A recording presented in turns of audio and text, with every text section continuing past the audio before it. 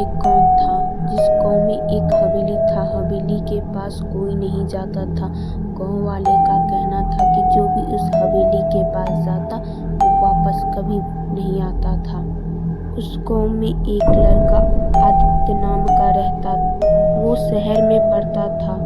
वो जब ये बातें सुना उसे इस बात पे भरोसा नहीं होता। आदित्य ने अपने 3 दोस्तों को बोला कि हम लोग इस सच्चाई का पता कर। उसके दोस्त मान गए। वो लोग उसी रात को उस हवेली की ओर चल पड़े। हवेली देख के उसके दोनों दोस्त डर पड़े, क्योंकि हवेली का गेट टूटा हुआ था और उस हवेली का देखने में ही इतना भयानक लग रहा था कि वो लोग डर। लेकिन आदित्य ने उन लोगों को डरपोक बोल के उन लोगों को आगे बढ़ने के लिए मना लिया। वो तीनों हवेली के अंदर गए। हवेली के अंदर जाते ही उन्हें जले हुए फर्नीचर, दीवार पे अजीबोगरीब चित्र, उन्हें फिर एक रूम दिखा। उस रूम के अंदर जैसे ही वो लोग प्रवेश किए, वो लोग को एक ठंडी हवा का झोंका छू के निकला। रूम के दीवार पे लिखा हुआ था, यहाँ से वापस चले जाओ वरना तुम्हारा भी हाल वही होगा जो उन लोगों का हुआ। ने अपने दोस्त को समझाया कि ये सिर्फ डराने के लिए है। तभी रूम में हल्की हल्की सिसकाने की आवाज आई। वो तीनों डर गए।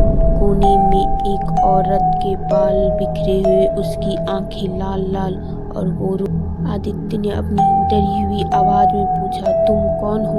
फिर वो हंसने लगी। उसने कहा कि तुम्हारी हिम्मत कैसे हुई मुझे जगाने? वो धीरे धीरे आदित्य के पास जाने लगी। आदित्य एक कोने से लकड़ी उठा के उसे मारने की कोशिश। वो तीनों बहुत ही डर गए, लेकिन तभी वो भूत गायब हो गया और उस रूम की धीरे धीरे सारी चीज गिरने लगी। खून की धाराएं बहने, सब कुछ शांत हो गया था। ये सब देख के आदित्य का एक दोस्त बेहोश हो। आदित्य और उसका दोस्त मिलके गेट को तोड़ने लगे, लेकिन गेट हिल भी नहीं रही। अचानक उस हवेली में चीखने और चिल्लाने की आवाज गूंजने।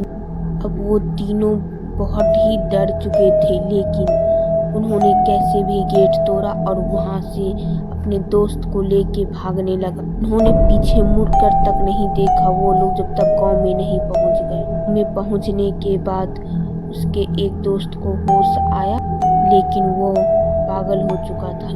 वो सिर्फ इतना ही बोल रहा था कि वो वापस आएगी और हमें मार देगी। वहीं आदित्य, जो अपने आप को बहादुर समझता था, वो हर रात अब डर से सोता था। आदित्य ने गांव छोड़ दिया था। उसके एक दोस्त पागल हो चुके थे और दूसरे कभी कुछ बोल ही नहीं पा रहा। इसीलिए कहते हैं कुछ दरवाजे हमेशा के लिए बंद ही रहना ठीक होता है। आपको मेरी कहानी अच्छी लगी तो प्लीज सब्सक्राइब कर दीजिए।